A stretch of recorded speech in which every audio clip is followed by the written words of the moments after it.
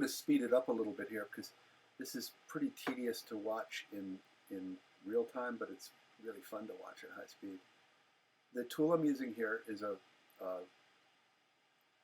sold as a bolt point, sort of at any hardware store. I really like them because they, with the big plastic hand protector, because you hit this thing a few thousand times, you're going to miss every once in a while, and it really starts to hurt that index finger knuckle after the second time you do it. Anyway, as sold, they're not quite the right point. So I sort of reground a little bit to match the slightly more tapered look that a marble sculptor wants. There's a detail that's a little hard to see. The punch has four sides that curve slightly as they come together to form a point. The whole idea of the punch is that you want the flat side always facing the direction you want the chip to blow out. If you have a triangle, you know, a apex of one of the two of the sides facing out, it'll split the chip and won't allow enough force to build up to blow a big chip out.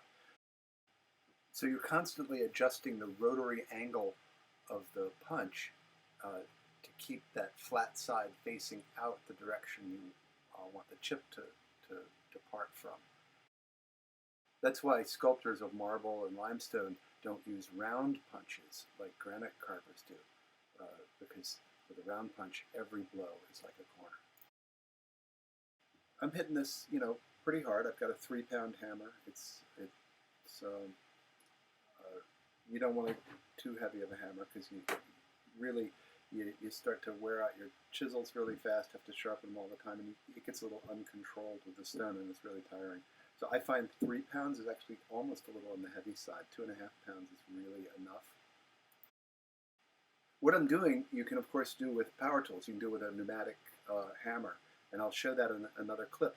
But the benefits of pneumatics with the punch are not as huge as you think. It's definitely faster, but it's less controlled, and it's somewhat faster. It's not like 10 times faster like it would be with say a claw chisel or something a little more delicate than this.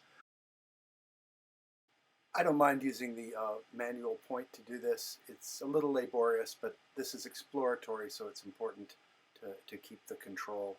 There's a tendency to let the power tool just run away with you. Per hammer blow, the manual way is actually much more efficient. You get a lot more stone because you're actually controlling the direction in which you're trying to blow the chip out. With the pneumatic hammers, the rotary angle of the pick, of the punch tip, is just wherever it happens to land that time. They sort of spin freely. So on the other hand, the power tool hits it 3,000 times a minute or so, which is 30, 40 times faster than you're hitting it. So it does net fast. So this is an awful lot of manual punching for a typical project. In fact, you probably wouldn't even do this much normally with a punch at all.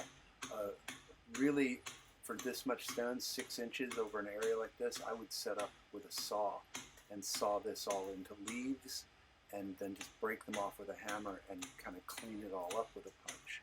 But I did it manually here throughout this process because it's exploratory. I don't want to just blindly cut off more stone than I need. So that's it for this demo of using a point chisel or a punch.